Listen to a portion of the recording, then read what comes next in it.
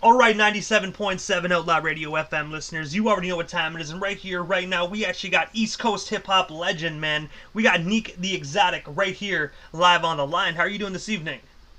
Peace, peace, peace. Thank you for having me, man. I appreciate it very much. Hey, man, you are most certainly welcome. I grew up listening to your music, man, so it's definitely an honor to welcome such a legendary hip hop artist like yourself. I appreciate it, man. I really do, man. It makes a brother feel real good, man. I work hard. I've been at it for a long, long time, man, and I'm just happy that I'm still able to just do this, man, and, do it for the love, it's in me, so I'm going to do it to the day we leave this earth. And also, man, I know you're a busy guy, so I'm going to dive right into this interview, but I want to take you back to the year 1992, where you were actually featured on the soundtrack for White Men Can't Jump. I was wondering, what was it like appearing on the song Fakin' the Funk, and of course, how did that opportunity actually come to be for you initially? Well, first off, me and Lost Professor grew up together, so that's first and foremost. So, he had the group main source. I was always a solo artist, Neek the Exotic. Once that opportunity came to him, he came to me and asked me to be a part of the song. I jumped on the song. Young kid, teenager, didn't know the effect it would have or anything like that, and just went in the studio and we rocked, man, and that's how it came. That's how I actually got on the song, and we just went from there, man. It was a heck of an opportunity, man. Now that I look at it, man, from the age that I am now, from when we started, man, just a young kid running around doing kid stuff, man, and not knowing that, I'm on a record that's going to impact the world, and it did, and I'm grateful and I'm blessed. And also as well, man, like that movie actually came to be one of the biggest movies in history, man. So like that soundtrack must have sold a lot of copies as well. Yeah, that soundtrack did very well. That was great because that actually, gave us a chance to get our song heard in so many different places. So many people, no matter what walk of life you was, everybody loved that movie White Man Can't Jump, from all over the world. So that was great exposure for us, especially for me as a young kid. So, and for people to still, love it to this day, just like they love that movie every time they come on, that means we did our job. And also as well, I actually read that a fellow legendary hip hop artist, Nas, man, actually used to live in the same building as you back in the day. I was wondering, can you tell our listeners a bit more about that? And of course, what was one of your most fondest memories you actually shared with the one and only Nas? Oh man, yeah, definitely, man. He lived in my building in Flushing. This is where he had. He was actually living with Carmen Bryan, which is his baby mother, Destiny's mother. She's not a baby no more. So he lived there for a while, man. So we used to hang out all the time. And one of my best moments that I can say is, I was shopping my music back then.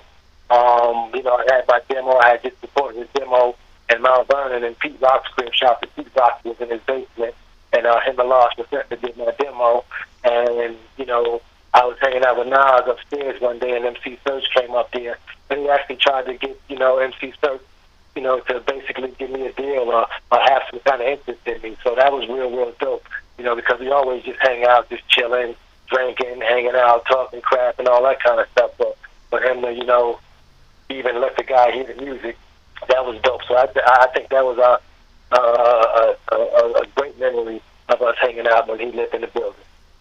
And I gotta say as well, you must have had a lot of like legendary individuals live in that building, man. Because a lot of individuals became like either artists or singers just in your area. Yeah, well, we had, I grew up with World Flush. He's also an artist, and Mike Geronimo. He was across the street. Everybody, we all lived a block radius away from each other. Large Professor lived in the next building next door to my building. So we were all right here in the same circle. And also, of course, I'm raised in Corona, Queens. That's where I'm originally from.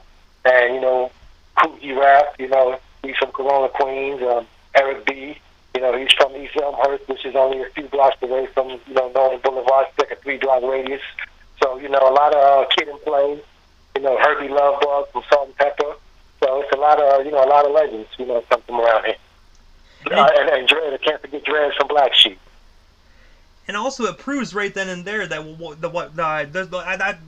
that few minutes you were speaking there, it just proves that New York is the hip hop capital, man. Because you know what I mean. So many legendary individuals came out of that city.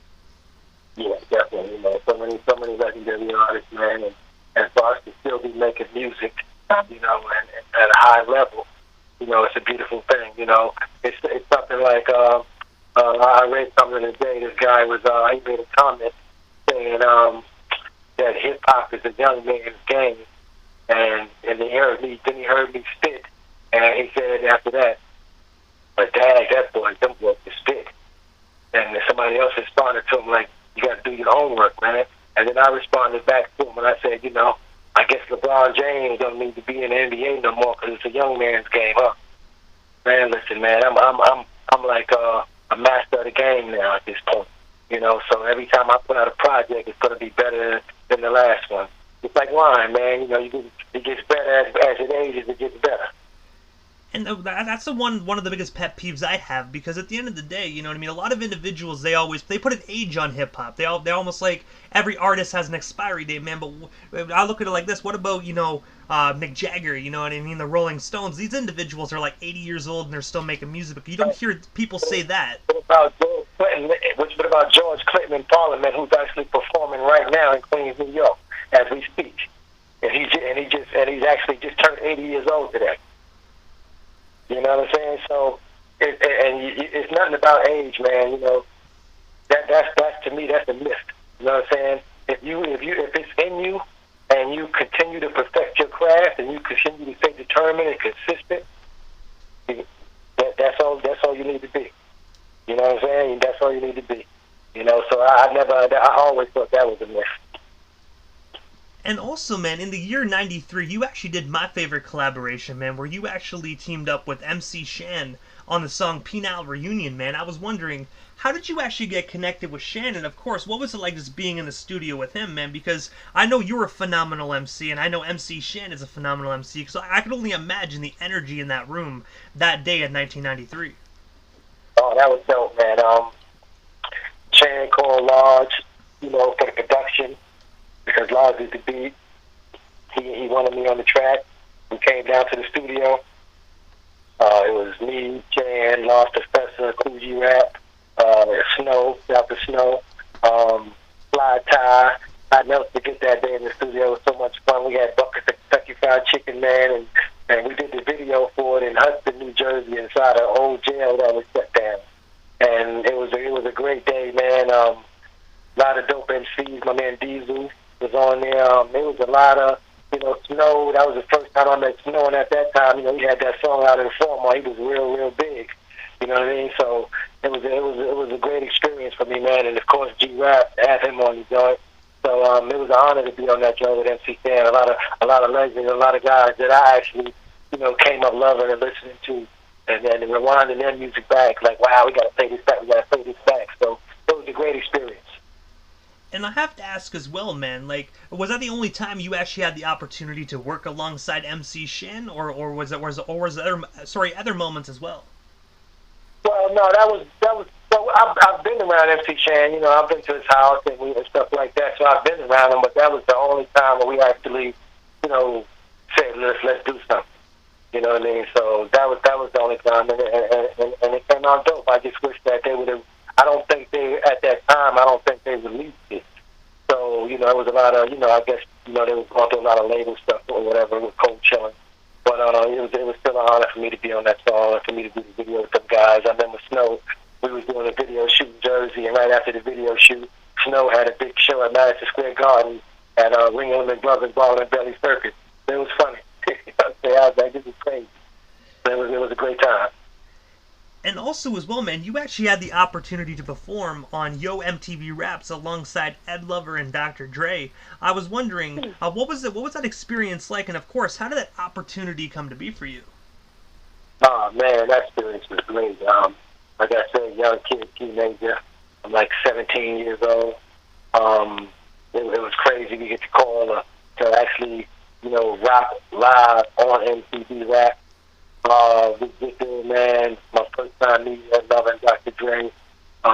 It was a beautiful situation, man. It was crazy. I'm a young kid. I'm like, wow, I'm on MTV Rap. It's crazy. And then 30 years later, you know, right now they just had the 30-something year anniversary of the MTV Rap, and they had the big show at the Barclays Center where the Brooklyn Nets play basketball at, and we did the 30th anniversary show there.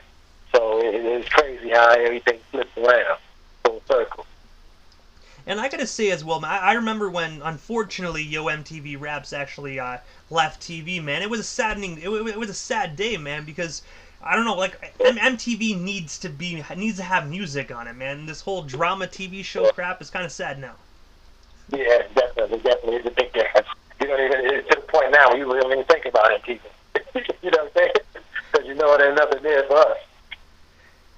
And also, as well, in the early 2000s, you were actually on the road with the Lost Boys as their opening act. I was wondering if you can tell our listeners a bit more about that tour, and of course, what was one of your most favorite memories you shared on that tour, man? Because I know when there's a tour going on, there's a lot of crazy stuff. Oh man, listen, man, that was a great opportunity. Shout to Mr. Cheeks, man. Rest in peace, Freaky Ty. You know, Stick Nice. Shout to J Raff. You know, D2, the whole Lost Boys crew, man. That was a great opportunity for me to open up, get my feet wet, get my stage presence together.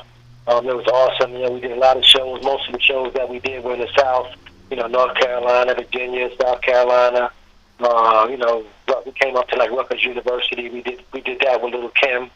So it was a great experience, man. And the funniest memory I can say I had on that tour was Mr. Cheeks shopping in the mall, not just for clothes, but buying rabbits and reptiles, and so that was crazy to me.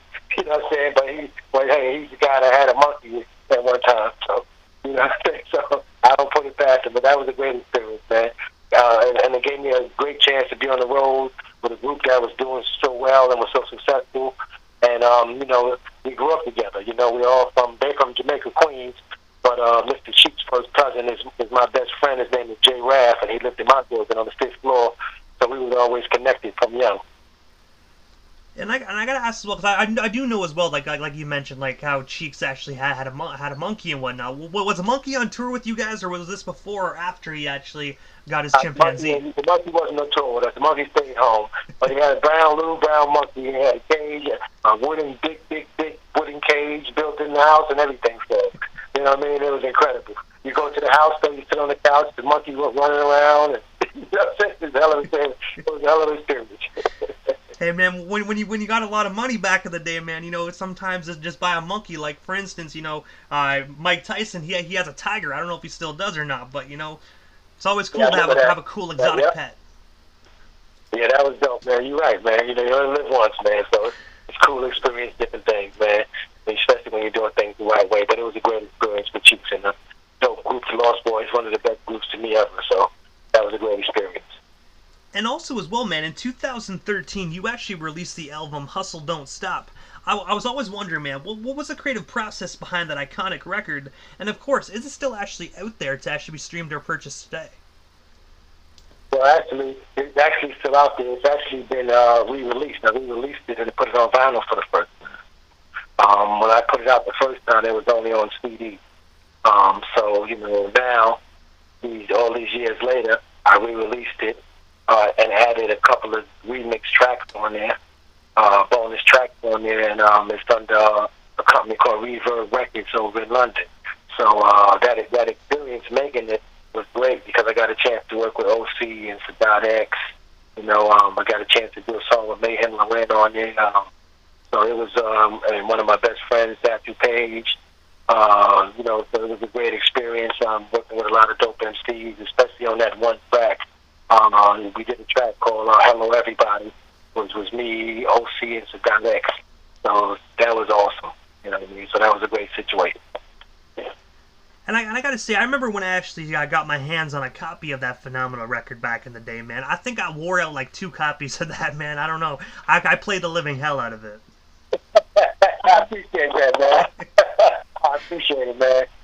Yeah, like you're working, man. Still working, man. And I'm telling you, man, like, now it's like, you know, going through the pandemic and things like that, man. It's like it gave me a lot of chance. It gave me a lot of time to, you know, write, you know, plan, put together, dopeness, man. So all that time, it was well worth spent for me. And also as well, in 2019, man, you actually were featured on Big D and Easy Mo B's album This Is My Life on the song True Story. I was wondering, how did yourself and Big D and Easy Mo B get connected? And of course, what was it like working with those two fellow New York legends in the studio on that particular record? Yeah.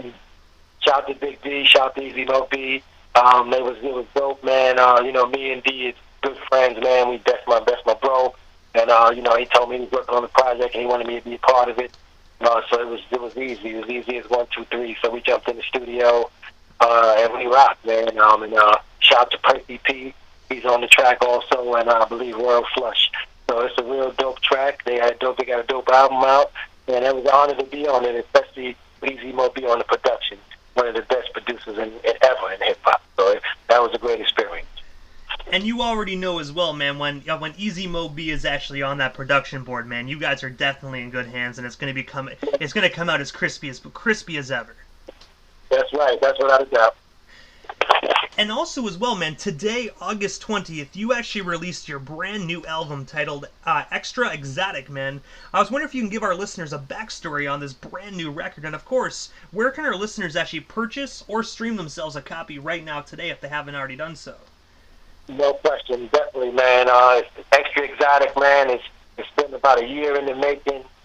Me and my brother, Large Professor, this is our first project together since we did Still on the Hustle back in, I believe it was 2011. Great project, man. We took a lot of time. Large wasn't putting out music for a while, for himself anyway. He was doing production, of course, but he wasn't putting out anything with him MCing on it. So I got him back in the zone. And once we got past the second song, he was like, wow, man, like, this is it, you know what I mean? And it just flowed, every day we was brainstorming and he was putting together the beats and we were coming up with ideas. And so it was a great situation. And, we Q-Tip and Pharaoh March, it was great to get Q-Tip on the project, long-time friend. Tribe Called Quest, one of the best groups ever, everybody knows that. So to have Q-Tip on it, spitting was dope, and to have Pharaoh March, one of my favorite artists and one of the best artists in the game. It was an honor working with him, on the project, and also Bumpy Knuckles on the production, and that's my big bro. So that was like, it was amazing, you know what I mean? And shout out to Innocent, he's another dope MC. It's like a family album, man. Everybody on it is a family thing, and big shout out to Alchemist, man. One of the best producers, one of my favorite producers. So for me to get a chance to work with Alchemist was amazing. So, and everybody brought fire, you know what I mean? We put the album together, we took our time, titles correct, made sure the flows were correct, made sure we were all in sync. If we had to rewrite things or go over things, we took our time to do that. We didn't rush anything. We wanted to put together a dope project, and that's what they're getting today, Extra Exotic. Neek the Exotic featuring Large Professor, Q-Tip, Pharaoh March, production. Large Professor produced 8 tracks on the album, with additional production from The Alchemist and Bumpy Knuckles. We got my man Roy Watts on there. We got DJ Boogie Blind on the scratches. We have beats from Executioners, and we also have DJ Precision on the scratches. So it's hip-hop, and it's a well-rounded album. And it's a dope project, and I'm very, very, very happy with the result. I'm happy with all of the input that I'm getting back from the fans and all the reactions that I'm getting back for the first day. Very awesome.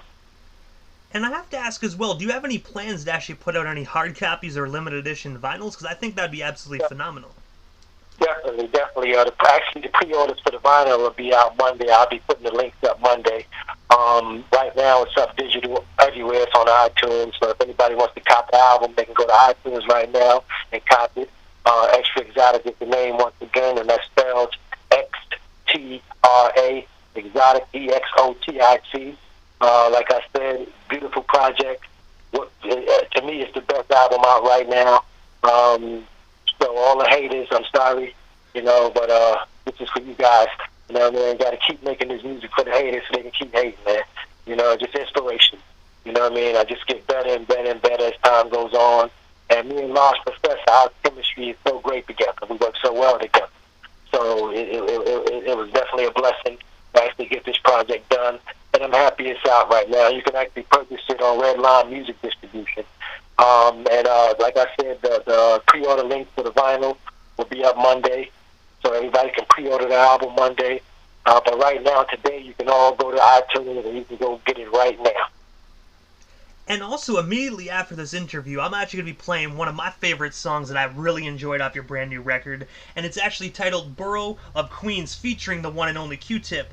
I was wondering, man, can you tell our listeners a bit more about just this phenomenal song if they haven't already listened to it? What can they expect when they do listen to it right here on 97.7 FM? Oh, my goodness, man. What can they expect? They can expect Q-Tip from a Tribe Called Quest Q-Tip. His flow was incredible. What he said was incredible. The song was incredible. It's a very dope Queens anthem representing Queens, New York City, where we're from. The beat is incredible. Large Professor, that's one of the best beats that I've had from him and that I've heard from a producer, period. The production is super strong, and he came off incredible, on the song. Everybody coincided so well together, man. It was unbelievable how it all coincided and it's so smooth. And it's just a song about Queens, repping where we from, and it's everybody's perspective. You know what I mean? So we get three different perspectives from three different people that was born and raised in Queens. So it's a dope track. It's actually one of my favorite tracks also.